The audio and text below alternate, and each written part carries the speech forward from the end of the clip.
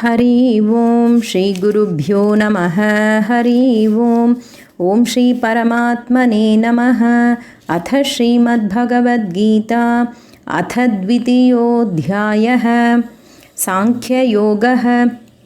संजय उवाच तं तथा कृपयाविष्टम् अश्रुपूर्णाकुलेक्षणं विषीदन्तमिदं वाक्यम् उवाच मधुसूदनः। श्रीभगवानुवाच कुतस्त्वाकश्मलमिदं विषमे समुपस्थितम् अनार्यजुष्टमस्वर्ग्यम् अकीर्तिकरमर्जुन। क्लैब्यं मास्मगमः पार्थ नैतत्त्वय्युपपद्यते क्षुद्रं हृदयदौर्बल्यं त्यक्त्वोत्तिष्ठ परन्तप। अर्जुन उवाच कथं भीष्ममहं सङ्ख्ये द्रोणं च मधुसूदन इषुभिः प्रतियोत्स्यामि पूजार्हावरिसूदन। गुरून् हत्वा हि महानुभावान् श्रेयो भोक्तुं भैक्ष्यमपीह लोके हत्वार्थकामांस्तु गुरूनिहैव भुञ्जीय भोगान् रुधिरप्रदिग्धान्। न चैतद्विद्मः कतरन्नो गरीयः यद्वा जयेम यदि वा नो जयेयुः। यानेव हत्वा न जिजीविषामः तेव स्थिताः प्रमुखे धार्तराष्ट्राः। कार्पण्यदोषोपहतः स्वभावः पृच्छामि त्वां धर्मसम्मूढचेताः। यच्छ्रेयस्यान् निश्चितं ब्रूहि तन्मे शिष्यस्तेऽहं शाधि मां त्वां प्रपन्नं। न हि प्रपश्यामि ममापनुद्यात् यच्छोकमुच्छोषणम् इन्द्रियाणाम् अवाप्य भूमावसपत्नमृद्धं राज्यं सुराणामपि चाधिपत्यम्। संजय उवाच एवमुक्त्वा हृषीकेशं गुडाकेशः परन्तप न योत्स्य इति गोविन्दम् उक्त्वा तूष्णीं बभूवः। तमुवाच हृषीकेशः प्रहसन्निव भारत सेनयोरुभयोर्मध्ये विषीदन्तमिदं वचः। श्रीभगवानुवाच अशोच्यानन्वशोचस्त्वं प्रज्ञावादांश्च भाषसे गतासु न गतासूंश्च नानुशोचन्ति पण्डिताः। न त्वेवाहं जातुनासं न त्वं नेमे जनाधिपाः न चैव न भविष्यामः सर्वे वयमतः परं।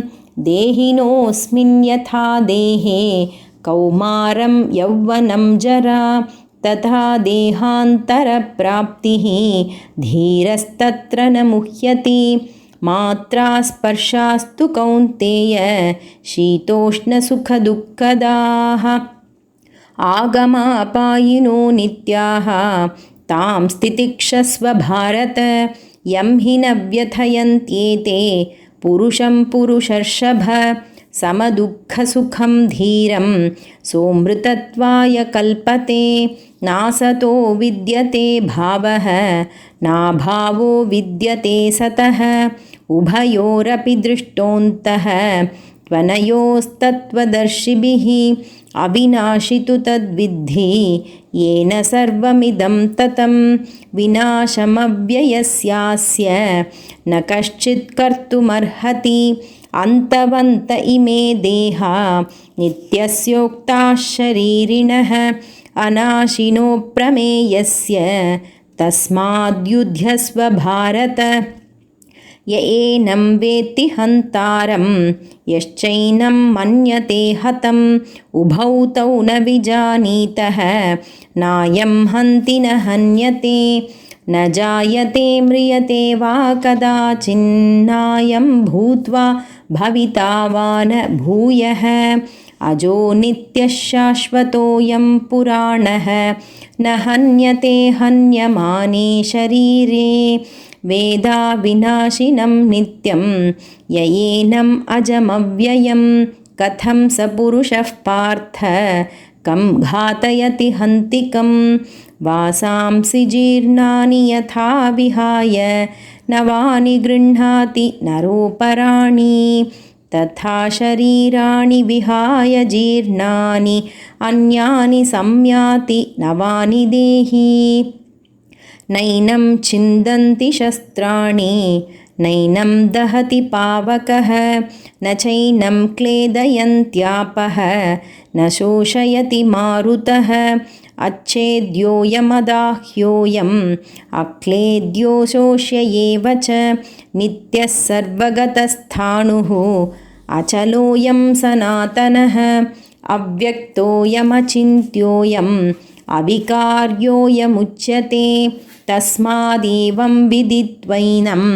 नानुशोचितुमर्हसि अथ चैनं नित्यजातं नित्यं वा मन्यसे मृतं तथापि त्वं महाबाहो नैवं शोचितुमर्हसि जातस्य हि ध्रुवो मृत्युः ध्रुवं जन्म मृतस्य च तस्मादपरिहार्येऽर्थे न त्वं शोचितुम् अर्हसि अव्यक्तादीनि भूतानि व्यक्तमध्यानि भारत अव्यक्तनिधनान्येव तत्र का परिदेवना आश्चर्यवत् पश्यति कश्चिदेनम् आश्चर्यवद्वदति तथैव चान्यः आश्चर्यवच्चैनमन्यः शृणोति श्रुत्वाप्येनं वेद न चैव कश्चित् देही नित्यमवध्योऽयं देहे सर्वस्य भारत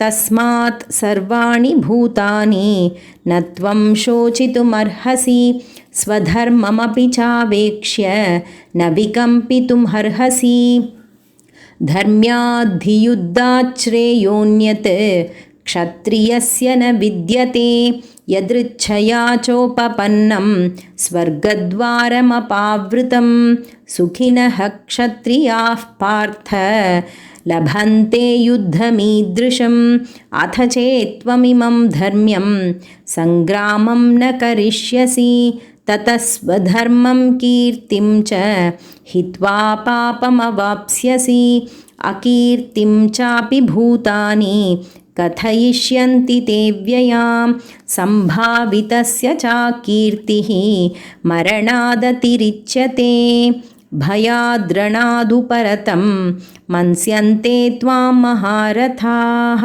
येषां च त्वं बहुमतः भूत्वा यास्यसि लाघवम् अवाच्यवादांश्च बहून् वदिष्यन्ति तवाहिताः निन्दन्तस्तव सामर्थ्यं ततो दुःखतरं नु किम् हतो वा प्राप्स्यसि स्वर्गं जित्वा वा भोक्ष्यसे महीं तस्मादुत्तिष्ठ कौन्तेय युद्धाय कृतनिश्चयः सुखदुःखे समे कृत्वा लाभालाभौ जयाजयौ ततो युद्धाय युज्यस्व नैवं पापमवाप्स्यसि येषा ते विहिता साङ्ख्ये बुद्धिर्योगे त्विमां शृणु बुद्ध्या युक्तो यया पार्थ कर्मबन्धं प्रहास्यसि नेहाभिक्रमनाशोऽस्ति प्रत्यवायो न विद्यते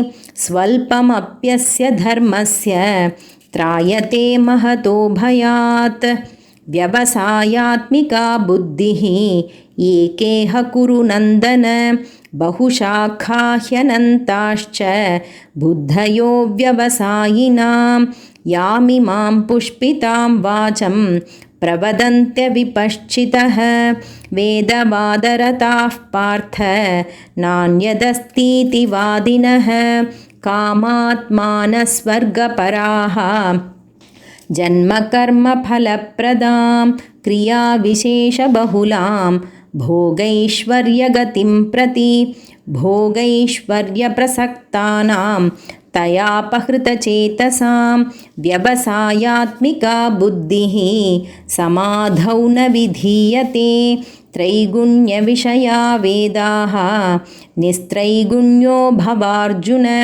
निर्द्वन्द्वो नित्यसत्त्वस्थः निर्योगक्षेम आत्मवान् यावानर्थ उदपाने सर्वतः सम्प्लुतोदके तावान् सर्वेषु वेदेषु ब्राह्मणस्य विजानतः कर्मण्येवाधिकारस्ते मा फलेषु कदाचन मा कर्मफलहेतुर्भूः मा ते सङ्गोऽस्त्वकर्मणि योगस्थः कुरु कर्माणि सङ्गं त्यक्त्वा धनञ्जय सिद्ध्यसिद्ध्यो समो भूत्वा समत्वं योग उच्यते दूरेण ह्यवरं कर्म बुद्धियोगात् धनञ्जय बुद्धौ शरणमन्विच्छ कृपणाः फलहेतवः बुद्धियुक्तो जहातीह उभे सुकृतदुष्कृते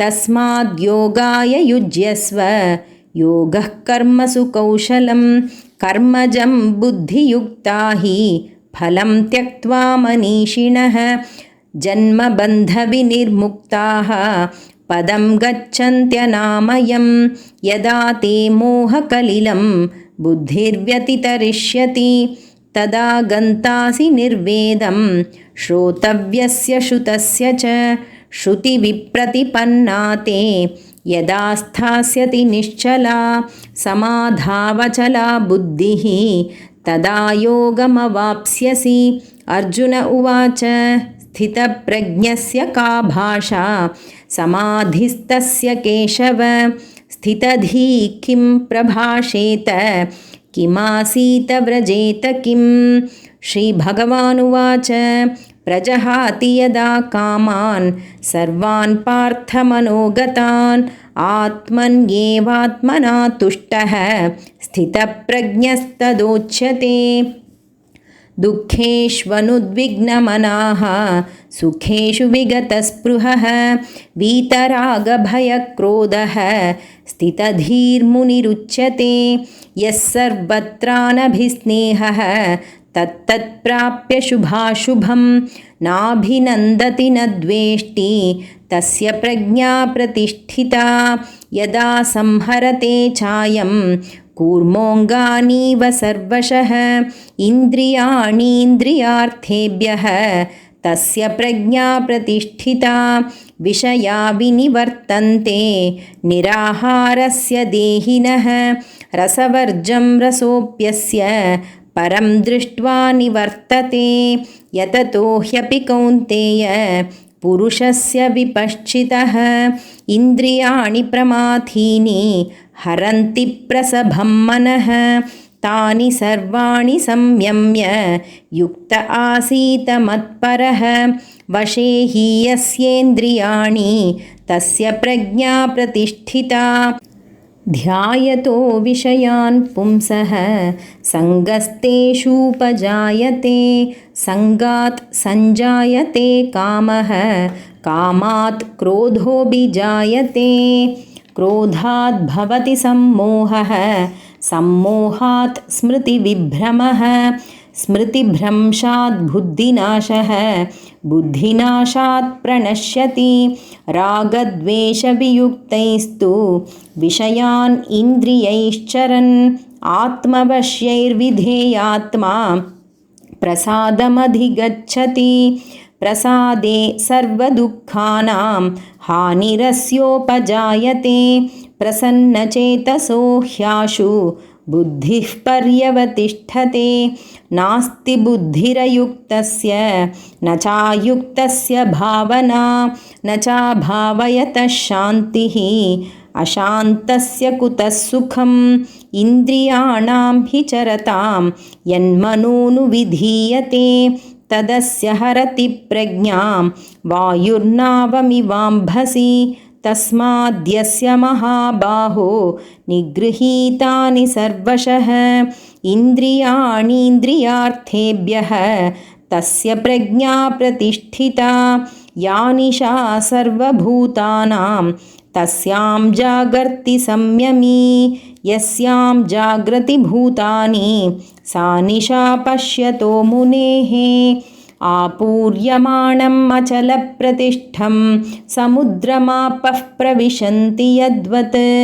तद्वत् कामायं प्रविशन्ति सर्वे स शान्तिमाप्नोति न कामकामी विहाय कामान् यः सर्वान् पुमांश्चरति निःस्पृहः निर्ममो निरहङ्कारः स शान्तिमधिगच्छति एषा ब्राह्मी स्थितिः पार्थ नैनां प्राप्य विमुह्यति स्थित्वा स्याम् अन्तकालेऽपि ब्रह्मनिर्वाणमृच्छति ॐ तत्सत् इति श्रीमद्भगवद्गीतासु उपनिषत्सु ब्रह्मविद्यायां योगशास्त्रे श्रीकृष्णार्जुनसंवादे सांख्ययोगो नाम द्वितीयोऽध्यायः। हरि ओं श्रीगुरुभ्यो नमः। हरि ओम्।